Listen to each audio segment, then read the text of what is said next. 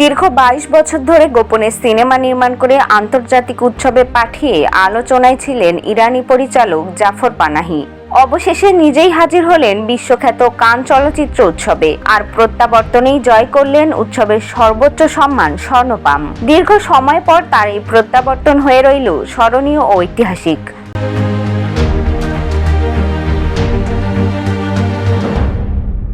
৭৮তম কান চলচ্চিত্র উৎসবে স্বর্ণপাম জিতেছে জাফর পানাহির cinema it was just an accident.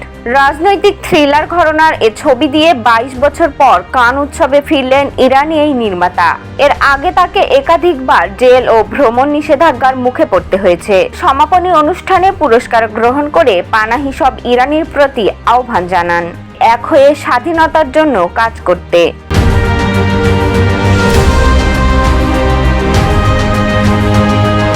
পুরস্কার ঘোষণার মধ্য দিয়ে পর্দা নেমেছে ৭৮তম কান উৎসবের।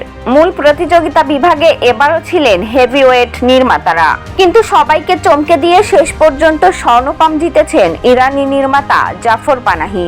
স্বল্পদৈর্ঘ্যের সেরা হয়েছে ফিলিস্তিনি সিনেমা। সব মিলিয়ে এবারের কান উৎসব যেন মধ্যপ্রাচ্যের সিনেমার জয়গান।